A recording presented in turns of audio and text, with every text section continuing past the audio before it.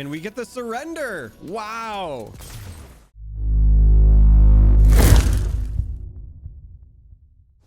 So today we are kicking things off with more Space Dragons, but this time I'm going to be showcasing the other list I've been playing. And it looks like right out of the gate here, we're going to be up against some kind of support deck. So we likely want some early game, which means I don't think we want to keep a Ruination, but Aurelion Sol is just, again, really popular. I thought I would cover at least a couple of lists with him before I move on. I've got a plethora of other decks that I can't wait to try out and or showcase. Well, it didn't really get a whole lot better. So this is likely a version of the list that I've been seeing that I call Demacian Support Group, although they are running, it looks like, Shen.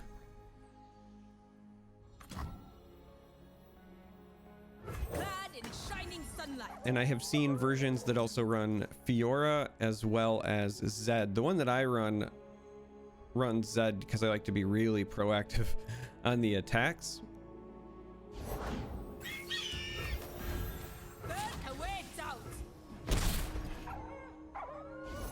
The only reason we didn't decide to play this on defense is with the challengers, they're just going to pull it away anyway. Now, this is where they drop. Oh, I was going to say Lulu. Lulu would have been terrible, but that's pretty bad for us as well. We're going to have the dragon on 5, but being able to target things feels pretty important. However, the lifesteal on this, we can still play dragon on 5. So I guess we'll take this. It's a better stabilization option. This is not a great start. Make no mistake about it. This is not a great start. We actually might need to even consider trying to purposefully bank some spell mana at some point here. All right, if they do this, I think we just soak here. We would just prefer to not take the damage.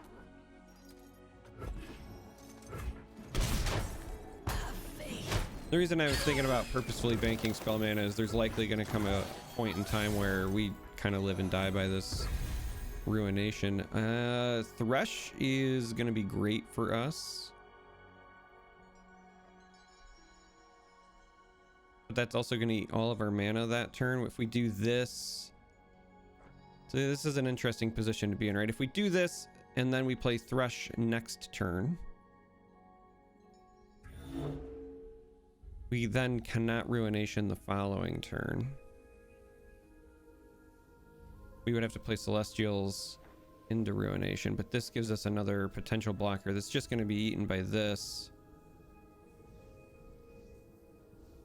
This is really risky, but I think we pass here.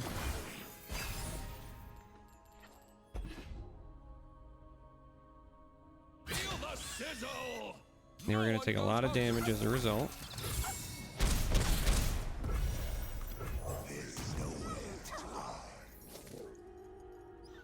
We still play Thresh here even if we're planning on Ruination, mostly because we want to bait out more plays from them.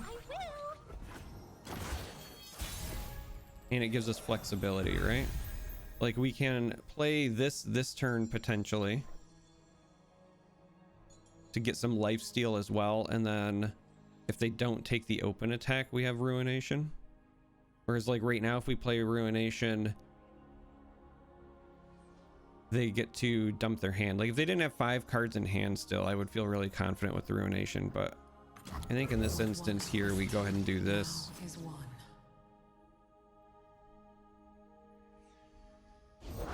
These woods protect their own. So this is a problem because they likely have a barrier effect in hand. That means they are going to deny our lifesteal.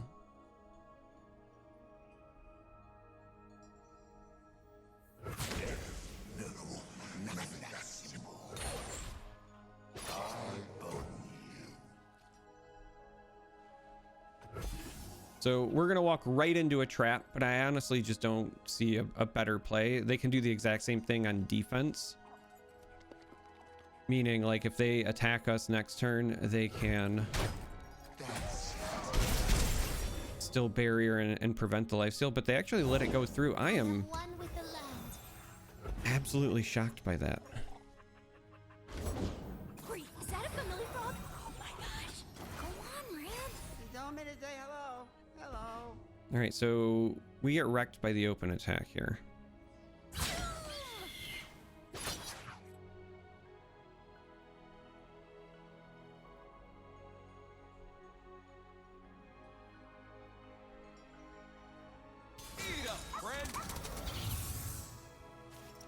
But not nearly as bad as I thought. So again, like right now it looks like we're fine.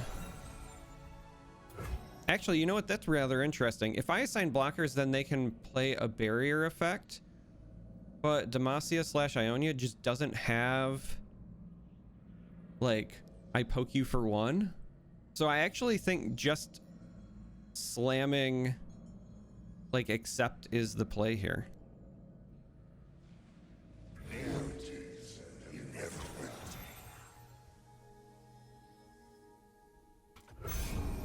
Like, we go to 1, which is not ideal.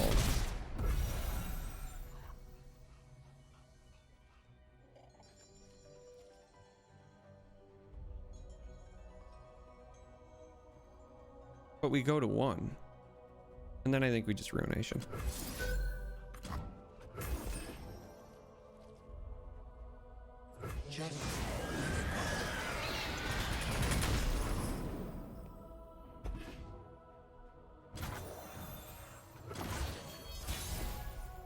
And then they have nothing. I bet they had a barrier in hand that they were really looking to make a play with there.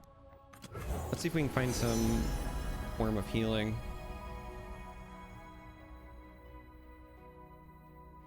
Daylight warms the heart and lights the way. These woods protect their own.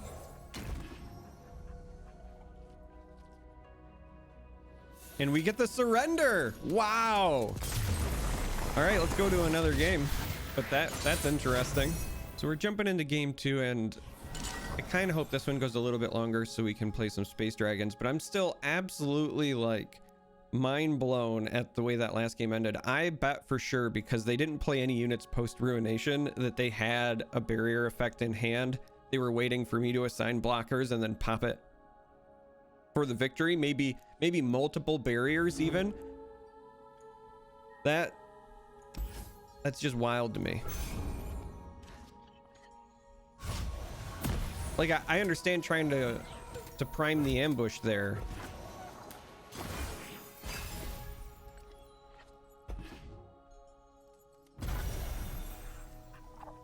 All right, I actually don't think we go with this daybreak option, so let's do this instead.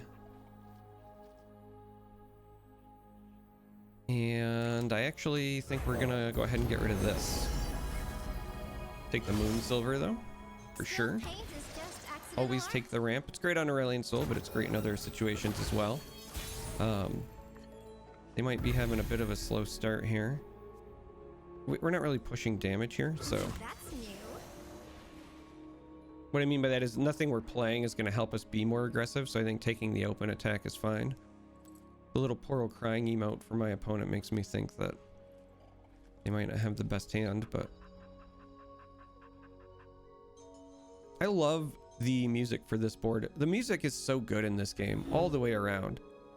Like, I love the music in labs, this board, all the shrine boards. I've got to the point now where I'm just accessorizing my boards based on my deck. I love this little bulldog, but I desperately wish that they had a pug one. Either they are really upset at their hand, or they're really thinking through whether they want to let me get this 1 damage in. Maybe they think I'm plundering. I will say this. I have not experimented much with Bilgewater in this set. At the end of this video, I'm going to go through the deck list to kind of talk through the inclusions where my thought process is at for this version of the build. Obviously, this one, a little bit less ramp, but has Thresh. And you'll see like a list of decks that I have that I'm just like toying around with, playing with. I think in this instance I want Bask in her radiant the option to just nuke something. But now that I'm thinking about it, out of all the lists I've built thus far, I have not experimented much with Bilgewater at all. Which is interesting because there are some pretty interesting things you can do with, I think, Twisted Fate now. We got a lot of additional card draw options.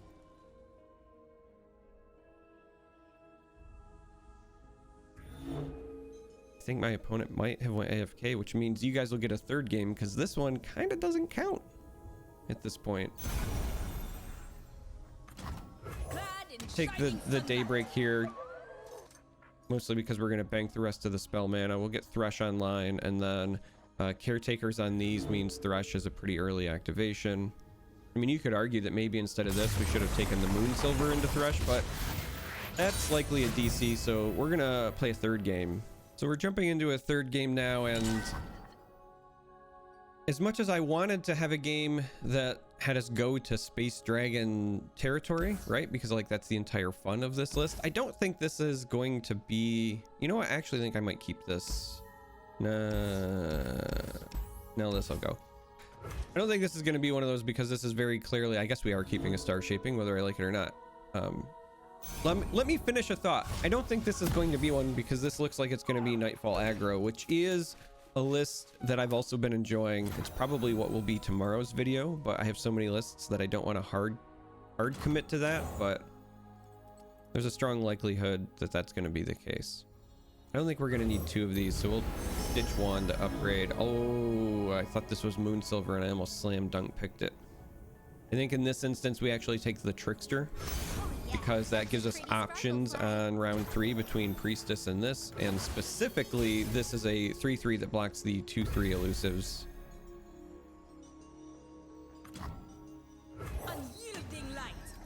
We're gonna just take advantage of the Daybreak. Now there is an argument to be made about instead banking the spell mana for a Vile Feast. chosen of the moon, chosen of cowards and blasphemers. But they had no board. Doing this meant that we also could push some free damage. I felt kind of okay with that.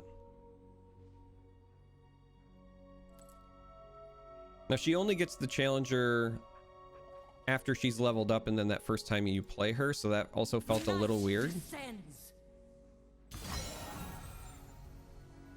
Now we have to decide whether or not we want to chump block this. I think we just skip this here. I think I'm fine with taking the 2. It's not a deck where you're worried about plunder, and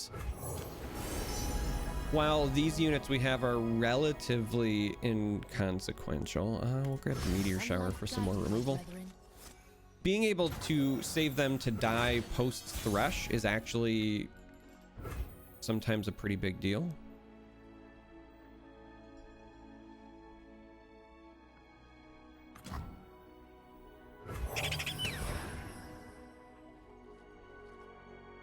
I like having the healing options, so I don't think we're going to play this quite yet.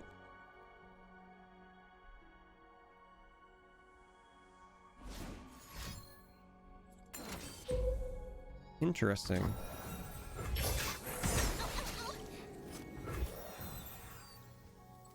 Motion through battle. Now they might chump block here and then also ping this.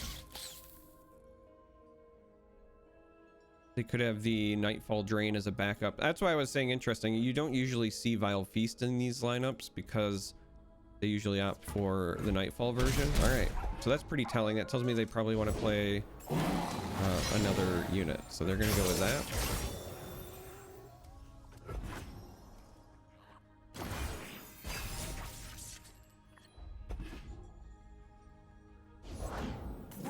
Caretaker's pretty good when we come back.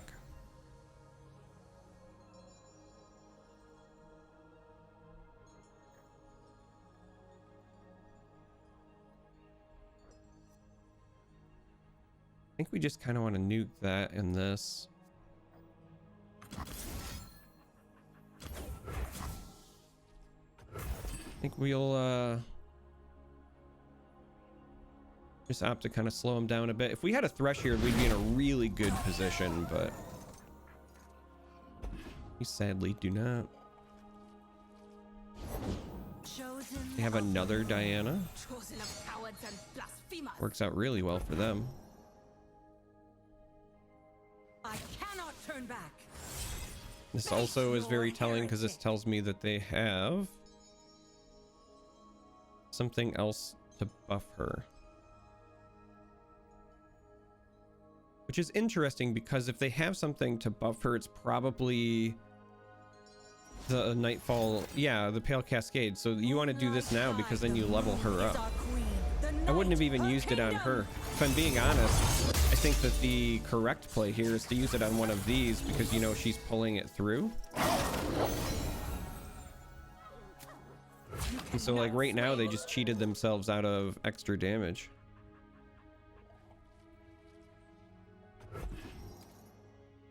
We're gonna save this because again we have Caretaker. So if they don't have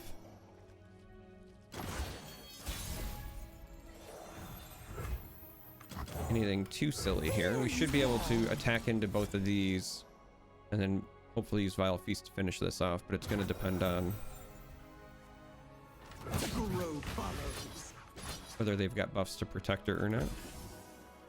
They have used one Cascade. They could also just have another Diana, the way things have been going, you know. I'm not sure I'm going to need two of these. I kind of want to consider playing this on one of these just to also stall and bait out potentially more mana from them.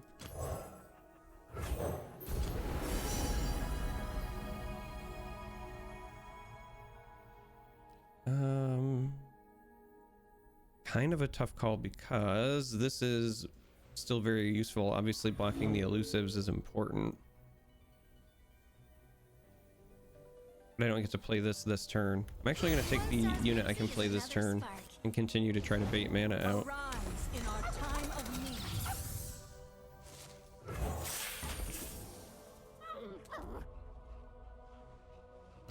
All right, so it just comes down to whether or not they have another Cascade, so we have to hope they don't.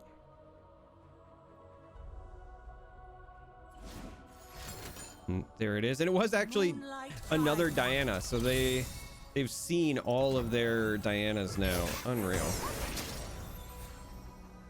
Okay, that's potentially problematic. I mean, it's great for them, just not so much for us. This is actually a really big pickup if they don't open attack.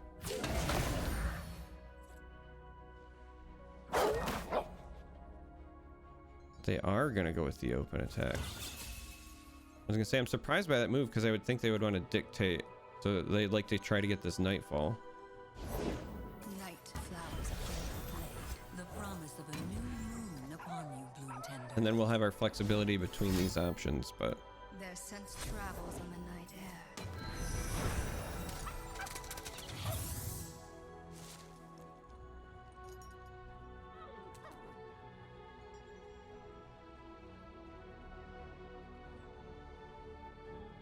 I think we pass for now.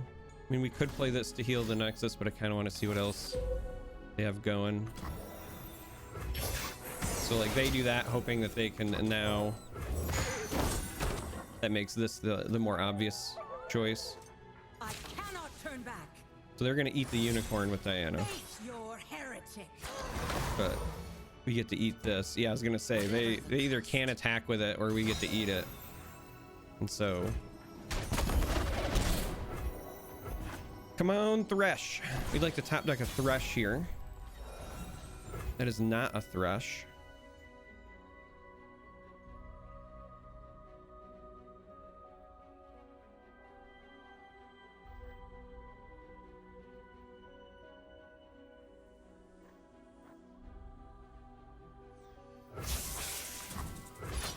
This is actually a tough call because like I want to take that, but I also want to try to find Thresh to play and then also get to swing. But then we run the risk of that dying. But anything that would kill it, they can already play at instant speed anyway. So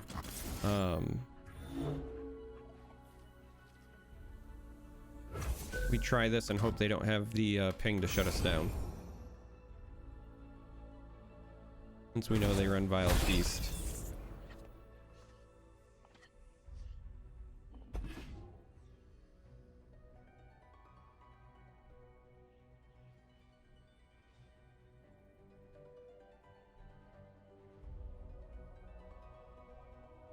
We're just trying to dig deep because we have Ruination. Like, Ruination probably gets us a win. We've got Thresh down deep.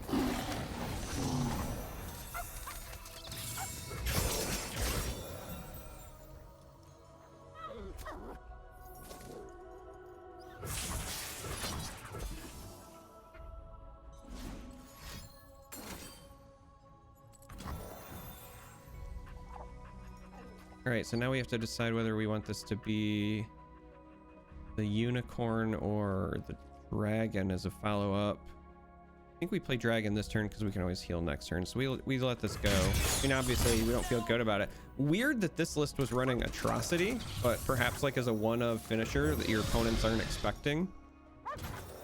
It's fine.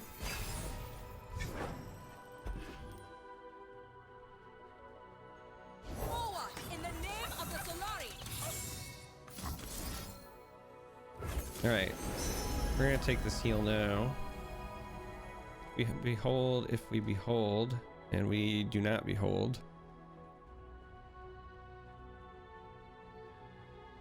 But oh, they get the surrender. That works too. Wow, was not expecting that. Okay, let's go look at the list, I guess. So now we're gonna take a look at the list I was running for this video. As I was saying before, I've got a number of decks that I'm already tinkering with, and then on top of that I've got even more on the back burner. But this list was my Aurelion Sol but Thresh combo. Yesterday was Frosty Dragons. Now much of the Targon side of things is going to be similar to that list from yesterday, but there's a couple of differences. For example, Solari Shieldbearer is a house at stalling the early game, and since this deck has a little bit less overall ramp, you need to make sure you're making it to the late game, and this helps a lot. On curve, or sometimes even on turn 3 or turn 4, this is a absolute punish to the folks who don't take the open attack. You drop this and you say, hey, you're either making an unfavorable trade, or you are taking this attack round off, or you have like elusive units, right? So very, very good at opening stall. We still have Spacey Sketcher. Right now with this list, I was running a bit of a combo. I don't know which one I prefer more. Glimpse Beyond is still really good, and Stalking Shadows I'm a big fan of as well. I like that this one is burst speed and you get to pick the follower, but Glimpse Beyond is also still a great way to continue activating your Thresh. So right now I'm running a 2-and-2 split. At some point down the line, I'm sure I will fine tune that, but currently that's what we're running. Vile Feast, we're running this over the Nightfall Drain because we want the Spiderling because it helps feed Thresh. Still great. Blighted Caretaker, again, helps you to dictate trades in the early game. Great card for activating Thresh, but also late game, this can be a beautiful unit for allowing Aurelion Sol to push through. If you've got this giant dragon on the board and you can just eat one of your small units and then pull them away with the challenger, the blockers away, you can push through a lot of damage. So this card's actually pretty solid in this list. Again, one Hush as a tech card. Solari Priestess, you're trying to get that Moon Silver, but also just a great early speed bump. Gets those Celestial cards in your hand. Fused Firebrand, because I love Nord Firebrand, but also because in the mirror or against other potential Ruination based decks, having things that survive is important. So this is just a 5/5 for 5 to sit and block. It's got Spell Shield, and then because of the Fury, sometimes it sticks around for a couple of trades. Currently running 2 of the Unicorns because it's just a big body that heals. I mean, there's not much else to it, right? It's the same reason that you would run the old Tavern Keeper, but now it's on a bigger body. Star Shaping, Celestial cards, burst healing, Thresh. This is how you make up for the ramp. If you're not playing Freljord to ramp, then you play Thresh to either help you dominate the mid of the game with the trades, or you get lucky and you flip him and you start pulling Space Dragons out of your deck, and that's amazing.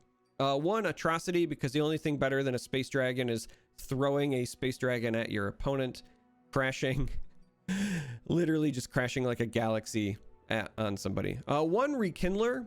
Again, this is kind of like a bunker buster for the mirror. The idea of like, I play an Aurelion Sol, and if something goes absolutely horribly wrong, then you can bring it back out. Or in the other instance, like if you play your Thresh, you don't get to flip him, but maybe you get a couple trades in and it dies. This is just a great value card. So I'm currently running it as a one of. One Vengeance is kind of like a tech spot removal. 3 Ruination, because on the ladder I've been seeing lots of Aurelion Sol mirrors, and this card is an absolute monster.